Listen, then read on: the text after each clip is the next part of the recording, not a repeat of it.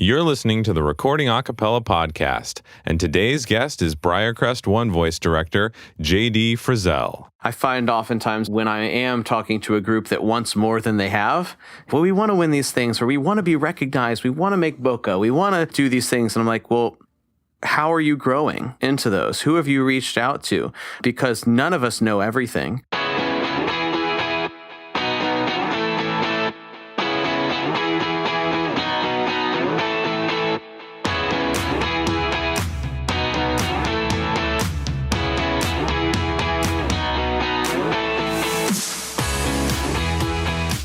Welcome to the Recording Acappella Podcast. J.D. Frizzell is one of the most inspiring educators I know. I first met him 6 years ago at SoJam, and in the time since, he has become a leader in the Acappella community. He is president of the Acappella Education Association, and his high school Acappella group OneVoice appeared on America's Got Talent and is a Sony recording artist. Would you believe that he didn't get seriously involved in Acappella until 7 years ago? In our conversation, he shares how his groups got so far so fast, specific rehearsal methods they use, including his 5-step method, tells you about some of the lesser-known benefits of joining the AEA, and why you'll have FOMO once you hear about the National Acappella Convention happening this weekend. We also spend a good amount of time talking about how working with pros like Dave Sperandio and Robert Dietz have really upped their recording game. I'm Danny Osment, and this is the Recording Acappella Podcast. Okay, hey JD, how's it going, man? I'm good, Danny. You're in a busy week this week, getting ready for the National Acappella Convention. I'm surprised and very impressed and appreciative that you were willing to speak in a week like this. Oh, no, it's my pleasure. As you know, when you do something like music and teaching for a living, it has to be a passion, or else you would never do all the work that it takes to be successful at it. Well, and I was sitting down when I was thinking about these questions for this interview. I realized I only know the famous JD, the acapella luminary. Please, come on. But I don't know anything about how you started. What was your first encounter with acapella? What is your experience before awesome music director of Briarcrest OneVoice and all the other things you do there? Sure. So I had actually never done acapella until I did OneVoice. So that's my confession. I started at Briarcrest. This is my 9th year. And in my first year, I noticed that they didn't do a lot of pop music. In fact, they'd never really done it at all. I did vocal jazz in college, and I really liked that. And so we did some like light vocal jazz tunes with the Madrigal group. And, you know, it was stuff like the King Singers charts, you know, from those King Singers books. Mm-hmm. And then eventually we did one tune from, you know, one of the Deke and Ann Raw books. You know, people, of course, loved that. But vocal jazz was what I knew. So for a few years, OneVoice was primarily a vocal jazz group. We raised a bunch of money and brought down New York Voices for a year and did a concert with them. But jazz was not getting the traction from the audiences and that we were hoping for. And so one of my friends, his name's Matt Velker, he's kind of like around acapella all the time. He's been an acapella nerd since we were in high school. And I mean, I used to make so much fun of him for liking acapella back in 1996. And he was like, you just got to do it. Trust me, it's about to be huge. Acapella is going to be huge. You got to do it. And I was like, all right. So I did. And I remember this. And this is really, for those who know the group well now or know the work we've done the past couple of years, this is pretty serendipitous. The first chart we did a cappella was a Robert Dietz chart, She Will Be Loved, again from one of those contemporary a cappella songbooks. And we sang it at a middle school, in the middle school gym, and I swear to you, it was like the school was going to explode. They were so excited about it. I mean, the two boys like that were the Beatles, soloists, like that. Yeah, they were like suddenly the most famous kids in school. It was pretty cool. I was like, this a cappella thing, okay, maybe we need to do more of it. And we had Dave Sperandio come in and do a couple of a cappella tracks on our recordings that we were doing.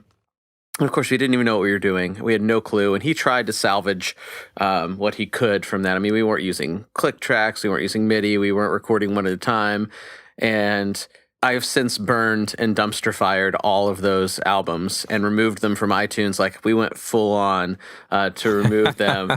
But yeah, that, we started venturing into acapella, and he introduced us to SoJam, and we went to that. And that's where our eyes were really open for the first time as to like the whole world that's out there, for acapella. And for us who do it now, I mean, you and I have been doing a ton in acapella and feel very like, of course, everybody knows this stuff, but there's so many people. I mean, it still is a niche, and I just wasn't aware of any of it. So that really opened our eyes, and from there it just took off, and we followed where great music making could lead us. And I mean, that's basically what happened. It was an after-school group that sang madrigals, and now it's a class, and we do all a cappella and love it. Yeah. How long have you been at Briarcrest now? This is my 9th year. And so when you got there as a choral music educator in general, what did you find, and how did you go about making the program sort of your own and turning it into the great program you have now? It was a good program when I got here, and it's a small private school. Small for normal schools, right? There are about 550 students at the high school. So it's a big private school, but it's a small school compared to most public schools. And so they have a couple of choirs, and all mixed gender choirs. And that was it. And so I taught that in AP Music Theory. And there were some very, very talented students. And like some of them did classical stuff. But I noticed I tried something at the end of the first year when, I kind of worked them very, very hard their first year. Like, they didn't know what they were getting into, I don't think, with me. And I just remember the look on their faces, like the seniors especially. That first year I came in and I had their folders, and like I was like, "Get your folder, here we go." And I was warming them up as they walked into class. And they just looked at me and they were like, wait, we're singing on the first day right away? And I was like, we're going to sing every single minute of every single class period for the whole year. Hi, I'm Mr. Frizzell. It's nice to meet you. Like, it was that kind of thing. But I noticed that they got burned out by March, and we had one concert left in May. And so I was like, we should do a Pops concert. And we did this Pops concert. It was very simple at the time, just, like 60 kids. Our high school choir was about 60 students, and a few combo members, basically, like a little jazz band. And there were like 700 people that showed up and like bought tickets and stuff to this thing. It was shocking. Like, almost the whole high school was there. And we had a hit on our hands. And I noticed a lot of those kids could sing pop music really well. And I had that idea, like, well, we need to like make this a class. There are all these kids who want to do this as a thing, and I don't really have any opportunities for them right now. And they have an extra class period basically at the end of the day. So I asked my admins, can I make this into, OneVoice, this class? And they're also in regular choir. And so, of course, the advantage to that was that, yes, they were getting all the classical training and everything that I do with vocal pedagogy and literacy and reading music and theory, but they also were getting the performance experience of OneVoice. And I think that teaming those two things up has been a huge part of the success, because I see them for almost 2 hours a day of instruction. And then, that's when it really took off, is when that second year. And as I mentioned earlier, it kind of expanded from vocal jazz, light pop group into full on a cappella. Cool. So talk a little bit about OneVoice. I know a lot of people that will listen to this podcast will have heard of OneVoice, seen OneVoice perform, heard the recordings. Tell us a little bit about how the group rehearses, maybe some of your general rehearsal philosophy, and even logistical things like how you choose songs, arrangements, audition the group, etc. Sure. If we dug in really in detail into those could be like a podcast of their own for each thing. We can do another show about that. Yeah, but in general, so a couple keys to success, I think, for them, and other people have found success with this as well. I have a 5-step method, and I'll be talking about that again at NAC this year as a part of a class that I'm teaching. But I've taught this for a few years now because I realized it was different than what a lot of other groups had been doing. And I wasn't surprised that it was different because I had not been doing it. For the first few years, it would take us a month to learn a chart because it was me sitting in front of the piano and kids gathered around the piano. I mean, that is such a staple of the choral world. It's like a sectional. And once I realized that it's no different me banging out notes in front of a piano as it is for them to have it on their phone or an iPad or some other device and listen to their part by themselves with the music in front of them. That's no different, right? And it's not cheating. I mean, they're doing the same thing. They're combining what they're hearing with what they're reading. And so we went from it taking a month to learn a song to maybe 2 weeks to learn a song. And I was like, okay, this is great. And this happened maybe year 4-ish, year 4, year 5. And that opened up what we could do because it wouldn't take a semester to learn 3 tunes. Now, here's the caveat: like a lot of groups can have way more music that they sing, but my argument would be that they probably don't sing it all necessarily very well. Like, you'll find that if you really dig in on the singers, or you record a cappella, so I'm sure you find that sometimes groups don't know their parts when they record, and they don't realize it until they're recording and by themselves. And you're like, oh my goodness. So the part learning was really important, and so we do that first, and I give them one day because I'm nice, like in class, to sit down and do this, and they just spread out in a room, and it's this cacophonous, crazy, different parts. It sounds like something out of a John Cage piece. And then we get together at the end of that class, and we sing through it once, and then they know the issues that they still need to work on. Sometimes they'll send me recordings of themselves, and I'll give them feedback. And everybody always asks, like, how do you do it? It's whatever way is easiest to facilitate for you and them. And that's changed for me over the years. For a while, I was like, I will not text them. I will not text them. I will not text them. And now I will always text them because it's the easiest way for both of us to do it, right? They can press the voice record button on their phone and then send it to me. And I can easily sit there and go, even in the car, just press it and go like, hey, that sounded really good. This one part sounds a little weird. Let's go ahead and decide which register you're going to use. Like, it's much easier to give feedback that way. And I do that throughout the process of learning a song. A lot of early feedback, because I feel I have this concept, and I don't know if it's a real thing, but I call it early repetition. So I think early repetition is so important because, when you're in the first stages of learning something, your brain creates those neuromuscular pathways, and it's really hard to reverse them. You can strengthen them, but it's hard to change them completely. So if somebody's, like, for instance, learned a wrong note in a song and you don't realize it until 3 months later, good luck changing it. Unless they're a really great musician, it's not going to happen. So that's key. And I think for most a cappella groups who say, I want to make better music, that's the first thing I dig into is, well, what's your early repetition process, and how do you get to at least singing the notes and rhythms really well, really accurately, quickly? Almost the Robert Shaw approach of making sure that everyone is moving and singing and sounding the same very early on, and then add those layers on top. Yes. I've studied Shaw's methods quite a bit as a choral conducting student, and you're right. There are a lot of corollaries to his techniques as well. So yes, and then he's probably rolling over in his grave. Right. That this is now being used for pop acapella. I promise this is great for music education. Yes. They also sing Brahms, Robert Shaw. They do. We do all kinds of stuff like that. But so yeah, and then we go through the 5-step process.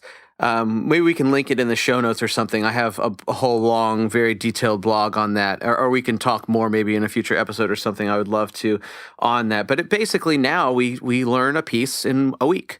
And it starts from here's the piece, we're learning the notes, to we're going to perform it.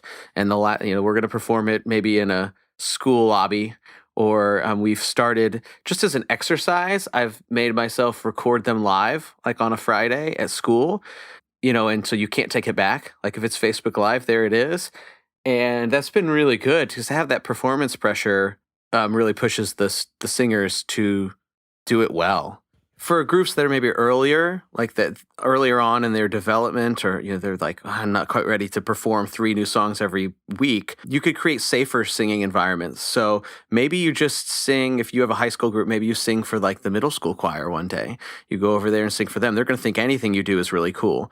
Maybe you go sing, we'll go to different classrooms. Like if it's Friday afternoon, last period of the day, and I send out an email and say, hey teachers, who wants OneVoice to come sing one song for them during your class? And they're all like, yes, please come to my class. Also, do you have any more songs that you can sing? The kids are about to go nuts. So that could be another situation to do that. But that's our basic process now takes a week. For groups that maybe meet once a week or twice a week, you just have to combine those steps. If you rehearse for 2.5 hours, great. You can do the note learning and then the section building in one rehearsal, and then you can do your detail and emotion and staging in the next rehearsal. So that's a common question that I get about that. Do you do anything special for arrangements or auditioning the kids? Yeah, so our arrangements, I work really closely with the arrangers that we have. For a long time, it was me, and then I've worked with a lot of different arrangers since then. The past 2 years, we've worked almost exclusively with Robert Dietz. 3 years, actually, on that. And he's flown out to Memphis a number of times and worked with the groups. And so when I'm doing an arrangement, I make sure that not only does the arranger know like the ranges of the singers and things like that, but like they know the style of each voice, and they can hear, like we do we make a little vocal, I don't remember what I call it, but just a highlight reel basically for each singer, so that you can go through and say like, hey, that guy gets kind of tinny when he gets in his high voice. Let's not set this part to him. Let's give it to the low altos. So it's like the NFL draft. So yeah, sort of. You're selling the singers to the arranger. Here's how you can use these people. Yeah, that's great because they have more information. I think the more information you give an arranger, the better. One thing Robert does that I do now as well with my arranging, I think it's great, and I think I know Ben Bram does this and some other folks as well. Is he sings all his arrangements out. And so in addition to, of course, you have instant practice tracks, which is awesome for that first step, but it also makes the arrangement very singer friendly. And sometimes the struggles that I see with a group can be pinned down to the arrangement itself and issues inherent in what they've asked the singers to sing, because it's really easy to write out maybe 4 whole notes in a row in finale and tie them together, but it may be a lot harder to actually sing it. So I'm a big fan of when you can sing your arrangements out to do that. So that's one of the keys, I think, to the success that we found in OneVoice in general, is just making sure that the arrangements really fit the singers' voices really, really well. And look, like I'm a teacher, so I'm all about improving singers' voices. But when it comes to a performance, I want to set them up for success. So I'm going to hide their weaknesses. Those weaknesses will work on other places, but I'm not going to set them up for failure. I want to show their strengths and use those as much as possible. And if they have weaknesses, which all singers do, right? I want to hide them. You asked about audition processes. I do the audition in 2 stages, usually in one day. So the first stage is a 60-second Acappella solo, and I encourage them to pick a pop piece that fits their voice really well, like something that stylistically they can sell and the story that they can sell. And you hear a lot from that. When you hear pitch, tone, rhythm, groove, style, all that kind of stuff. And you learn a ton there, and you can automatically weed out some singers just from that process. And then I usually give them in advance, maybe a few days in advance, one of our charts, and they get the practice tracks and they learn a part for that. And then they all sing it together with the current OneVoice group. And it's always really fun. Like the audition never has this like scary feeling about it. We foster a like excited collaborative feel to it. And I really paint it as we want to find the next year's OneVoice. This is not an audition to see who's the best. This is like, who makes this band? Who's going to make this a great band? And they love it. I mean, the singers throughout the process not only have a great time and they all talk at the end about like how much fun it was and all this other kind of stuff, which how often does that happen after an audition? I don't think very often. But then like even days later, they just talk about how they did things in the audition that they've never done before. They were pushed to new levels of their own vocal ability. And for me, that's really important, obviously, as an educator, that every process they're involved with is successful and integrated with growth. So we start with the whole group singing, right, the chart, and then I'll take one person out here and there. Okay, now the OneVoice member is no longer going to be with you. And then you sing by yourself and you see how well they sink or swim. And you do that in small segments. And I just make notes. So as you go along, you start to see really quickly who is really, really good. I mean, the singers will separate themselves very, very quickly. Most of them you'll know within the first 45 minutes of that process. The problem comes with like you might have 3 slots left for like middle voice girls. It's always weird this for me. And then you have like 5 or 6 girls that are all really good. And then that's when you have to sit down and I'll start to like switch their parts, and see how they adapt. Say, okay, you're all going to sing the mezzo part. Here we go. And you're testing musicianship. And that's obviously important for an a cappella group. And I had to do that this year. And then I had to do some other things too, like that. They all did really well in that part. And I think I remember having to ask them like, okay, you're going to get 30 seconds. I'm going to give you 10 minutes. Come back and you're going to each do 30 seconds to just whatever it is, a solo something to convince me of why, like vocally, I should choose you, like differentiate yourself. I've never had to do that before, but it was just so competitive this year that we did that. But it's a gradual sieve from the most to the actual group itself. That's so great what you said about to see who makes this band, that the idea that an a cappella group is an ensemble in the sort of true sense of the word, that it's an organism. It works together and everybody's got to be comfortable with each other and able to make music together and perform together and feel good about it. That's so important. That's important for solos as well. I find this to be an issue with a lot of collegiate groups that are student-led. There's always a lot of drama around solo auditions. And so very purposefully, maybe 3 or 4 years ago, I no longer referred to solos as auditions. They're not a thing that you audition for. It's another voice part that I'm choosing.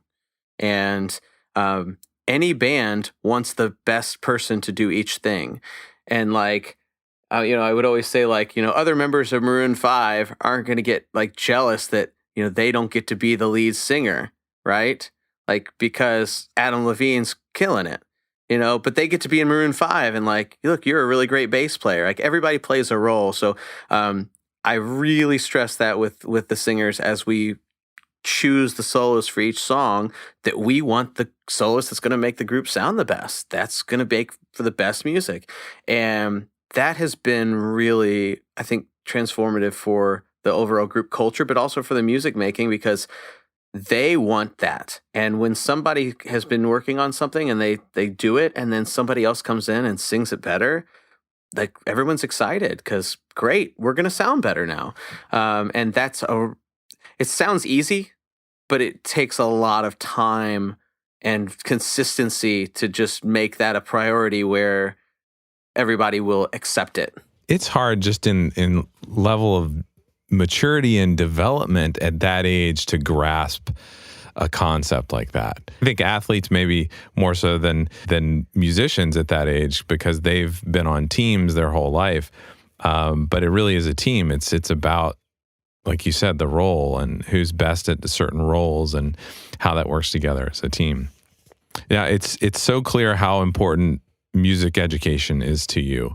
And you were actually very instrumental in the founding of the Acappella Educators Association. Tell me a little bit about why that organization started and what it's doing for music educators, and specifically a cappella choral music educators now.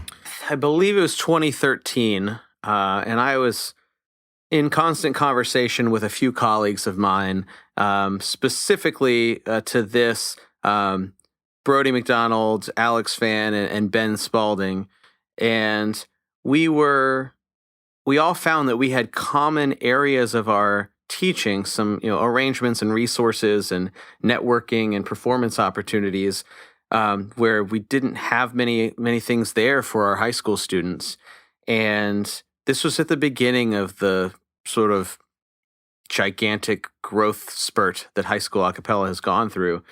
And so there are other organizations that have served the greater a cappella community, but we felt like, man, like teachers, like people who are trained musicians and do this for a living could do it so much more effectively if there was an organization that was focused on providing them what they needed. And so, we talked, and finally, we were just like, we just got to start an org. Like, we got to do it. And so I think they just like told me I was going to be president because I think they knew that like I had the most time maybe at that time. And, like, oh, JD, he's got a friend who's a lawyer, help him figure out all that nonprofit paperwork stuff. But it very quickly grew into something much bigger because we realized how vast the need was. And, we started with the Blue Market, which I think at that time was high school a cappella.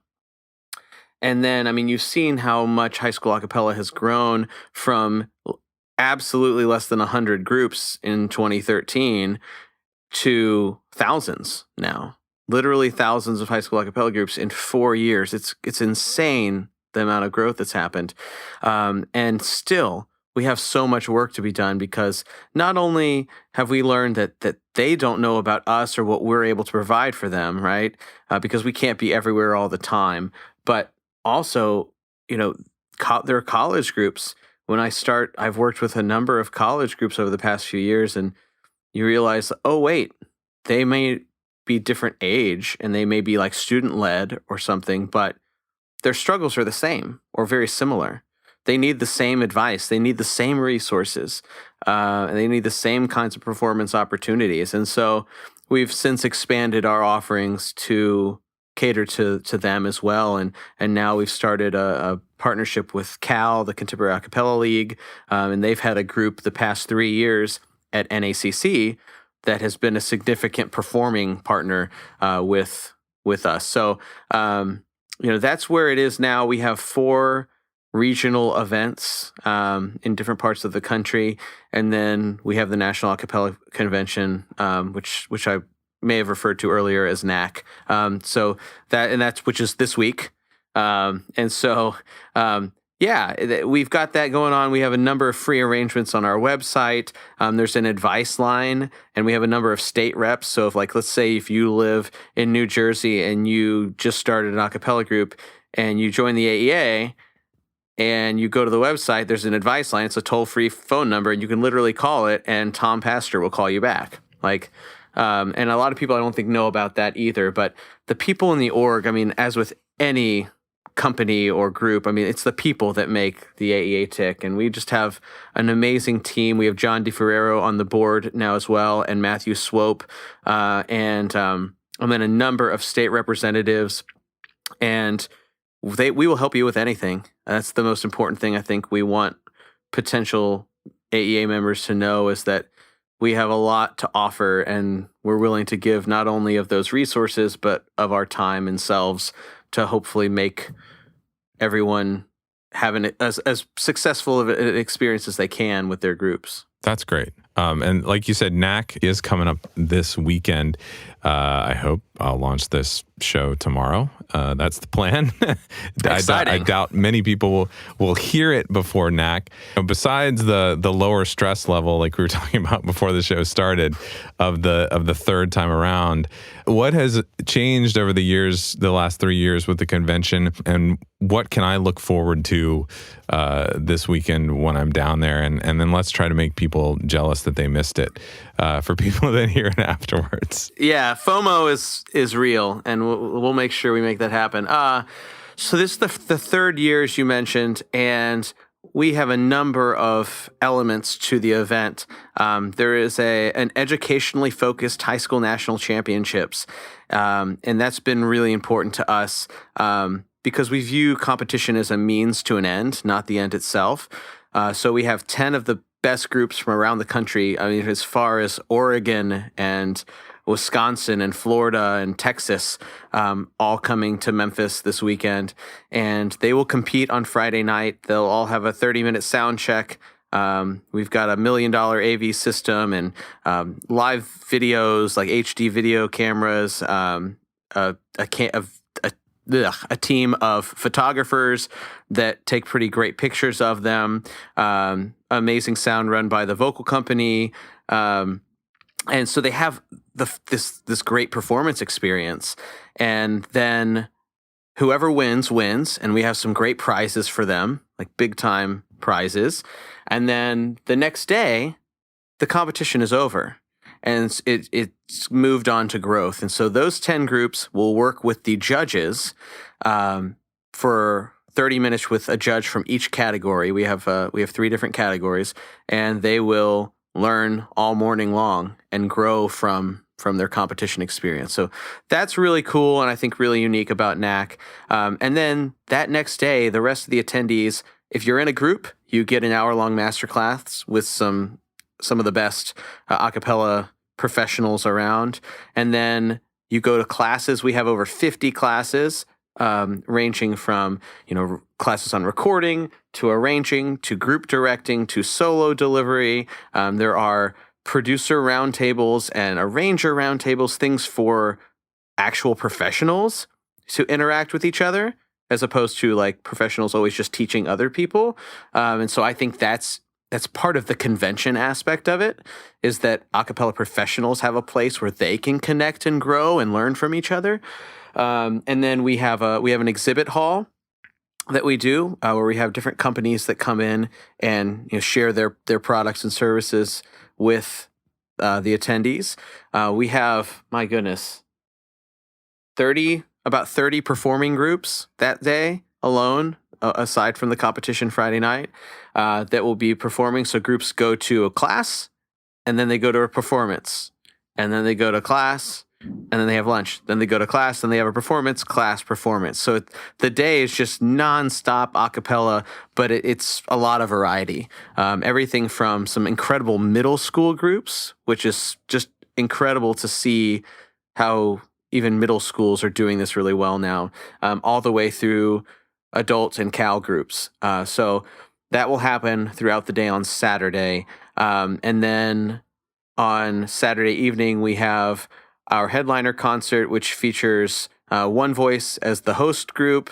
It will feature the winner of the high school competition, and then the Edge Effect, which is our headlining group. And we're really excited about having them. Group. Yeah, they're really fun. I think the attendees will really love them. So there's a ton of music to listen to. There are a ton of people to learn from, a ton of other groups to connect with and network with and learn from, and new friends and all that kind of stuff. It's designed to be an intensive, transformative, and hopefully exhausting weekend if you do it right. Yeah. This will be my 3rd year, and it's an impressive gathering of people, and it's always been a lot of fun, and there's lots of opportunity to interact with people from all levels of the a cappella world and all parts of the a cappella world: educators, arrangers, producers, singers, fans, everybody's there. So it's very great. Well, thank you. So earlier, when you were talking about recording, and this is a recording podcast, sorry. So we're going to get off the education stuff now and talk about all the fun recording stuff. And I edit this podcast, by the way, because that was a terrible segue right there. So you mentioned the name Dave Sperandio earlier, and Dave, I'm interviewing him sometime soon, I think in the next week or something like that. He's been working with you guys for a while now on your recordings, Dave Sperandio of Vocal Mastering and Dio Voce. Tell us about how working with Dave has affected your recordings and turned your recordings into the award-winning recordings that they are now. So Dave, which everybody calls Dave Dio, so I'll just tell you that now because I'll slip into it, even if I tried to call him Dave. Dio, as I mentioned earlier, I reached out to him blindly, really, back in 2011, I think it was, to help us with the couple a cappella tracks we had on our vocal jazz album. And he came in and tried to save the train wreck, but it was already far too gone. And so then he came in again, and it got better, but we still weren't doing things right.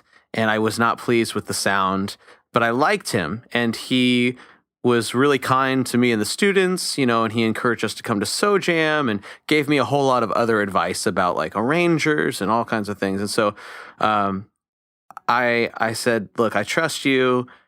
You've been steering us in good directions now. Like, we need to make an album that doesn't suck. Like, how do we do that?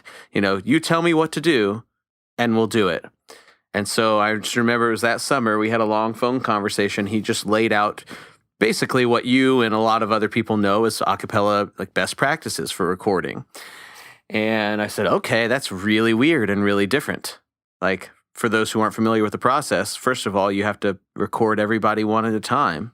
And for a choral director, that's just very strange. And for most people that do vocal music, they're like, wait, what? They sing as a group, but they need to record as a group. Not if you want them to sound the way that people have come to expect a cappella recordings to sound. And so we recorded that first album in 2013. It was called Another Level.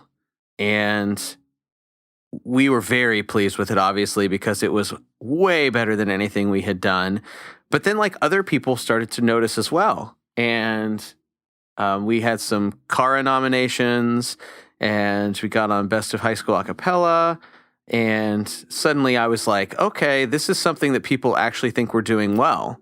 And of course, that's really encouraging to a teacher, spending a lot of extra time doing something like a recording project. And so we decided to keep doing it. And over the course of the next few years, we discovered the elements that made an a cappella record really successful. And Dave has this interesting way of, he'll share any honest opinion you ask him to give you, but he's not going to tell you like, well, that's a bad song choice, don't do that on the album.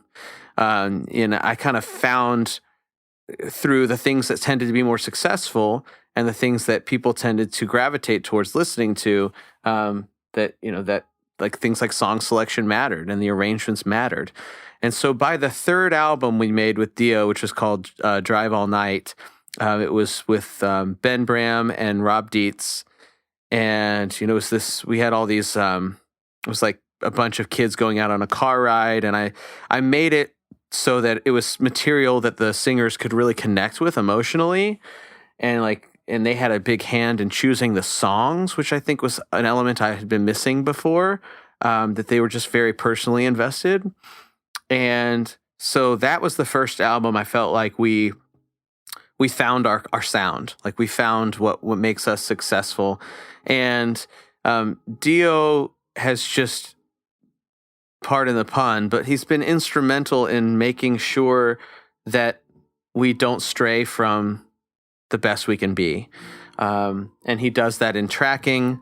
He does that, in the pre-recording process with song selection, anything. I pass everything by him and through him as a co-producer because I feel like those pre-tracking decisions are ones that groups often make mistakes in. And so I want more people involved in that process and people like Dio who, he's probably heard as much recorded a cappella as almost anyone, so he at least has a good body of work to compare our decisions against. And so that album really, we won a lot of awards and things like that with it, which is cool, but never the reason why we did it or still do it. Music informs those decisions. Just like I said earlier with the solo selections, great songs make great a cappella. And great singers make great vocal music. That's just, those things will always be true. And that's what we focus on. And hopefully those are things that will continue to resonate with our audiences. But, that's the law, the awards and things like that are not why we do it at all. Well, and it's so great to hear you say some of those things. This blog that I do, the Recording Acappella blog, that is what this podcast is part of. I'm spending a lot of time trying to help groups that can't afford to bring in a professional to learn some of these things that you just mentioned about how to track yourself, how to choose arrangements, all those elements that make these great recordings. And I think it's really valuable to hear you, who is the leader of one of the best groups out there, who is a very qualified professional musician who has a doctorate, say that it was important for you to go to someone who knew more about a cappella than you to help you with it. You don't hear people say that regularly, and that's very powerful. And I hope all the groups out there listening take heed to that and know that that's important. Well, thank you for that. And for me, like going through even a doctorate while I've been teaching was very humbling, and I am now sort of like addicted to learning. And I want to learn something new every day. And that has to be a part of the approach. And if it's not, then, you're not seeking out growth as a part of that, then you're going to get stuck. And I find oftentimes, like when I am talking to a group that wants more than they have, like, well, we want to win these things, or we want to be recognized. We want to make bokeh. We want to, do these things. And I'm like, well, how are you growing into those? Who have you reached out to? Because none of us know everything. And when I work with some of the top a cappella professionals that I respect immensely and think that they hung the moon, and then you start to talk to them and you realize what they're still learning about, where they're still growing. That's so informative to me. And the most successful people, they're all learning. Like that's a central part of their thesis in life is learning. And so that's such a great message to send to anybody that may be listening or reading about this is that, there's just so much to learn and so much more to grow for everyone. Yeah, I had to laugh earlier when you said something about people think that the part learning stuff you were talking about, oh, that's cheating. And I realized, I've been involved in a cappella now for almost 20 years, since 20 years, 1996, fall of 96. Wow. And I've been doing this recording thing now for almost 10 years. And I still do things all the time that I'm like, oh God, I'm cheating. I'm cheating. But it works, and right. It's always important to stay curious, right? Curious and keep learning. JD, this has been an awesome interview. I'm so glad you were on, and I definitely want to have you back to talk about some of these things that you've been sharing with us more in detail. I know you have a blog. How can people get in touch with you if they have other questions or want to know more about the Acappella Educators Association? Absolutely. So you can go to my own website, jdfrizzell.com. That's 2 Z's, 2 L's. And I have a lot of blogs and articles and things like that. And then acapellaeducators.com is the AEA website. And there are blogs and free resources available. And then if you join, it's only $39 a year. If you join, there are a host of other resources available as well. The AEA also now hosts the website acappella.how.